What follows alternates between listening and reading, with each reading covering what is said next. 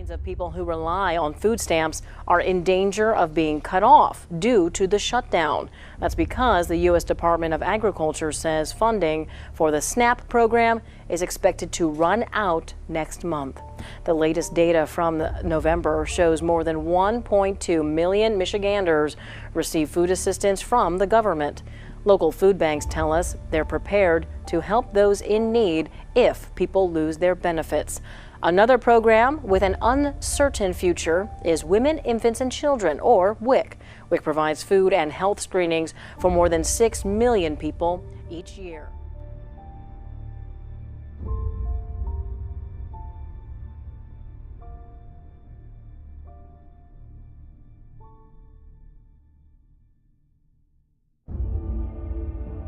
Very top.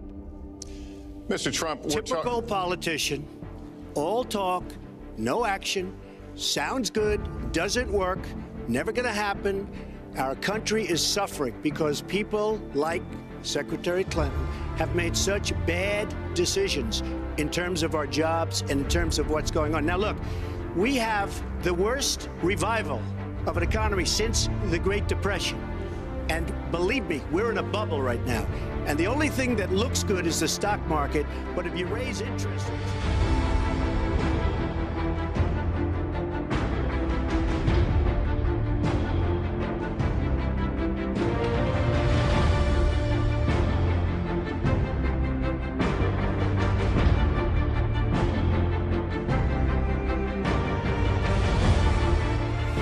This is CNN Breaking News.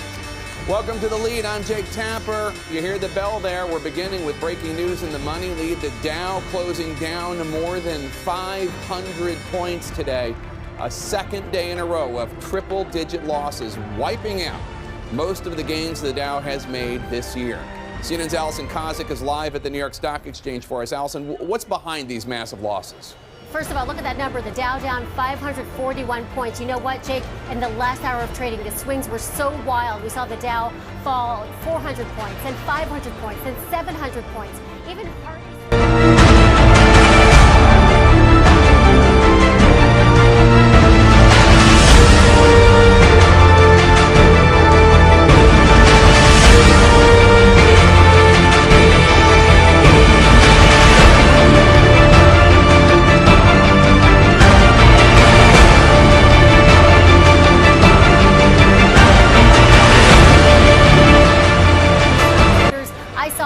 they couldn't believe the volatile swings that the Dow made. Now, there's no one reason for the two-day sell-off, but higher interest rates, they're the real trigger here.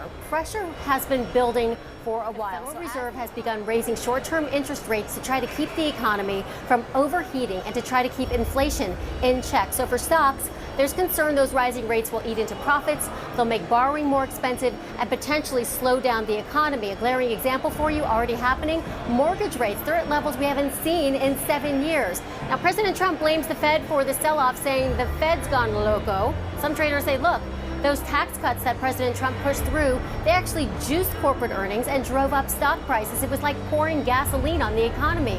Well, guess what? Now it's time for the Fed to cool down this red-hot economy by raising interest rates. But if you raise interest rates even a little bit, that's going to come crashing down.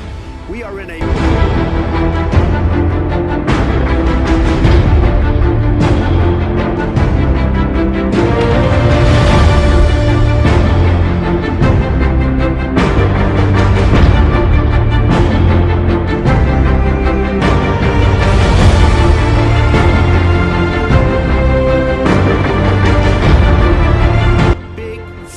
ugly bubble, and we better be awfully careful. And we have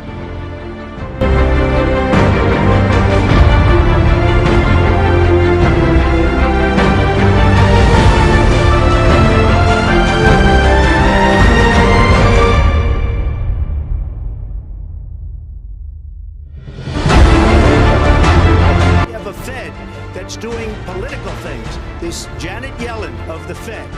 The Fed is doing political by keeping the interest rates at this level, of course, for the rest of his life to play golf.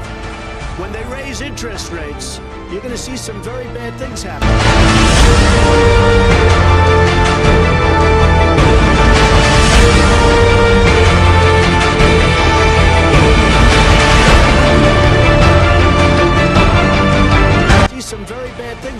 because the Fed is not doing their job. The Fed is being more political than Secretary.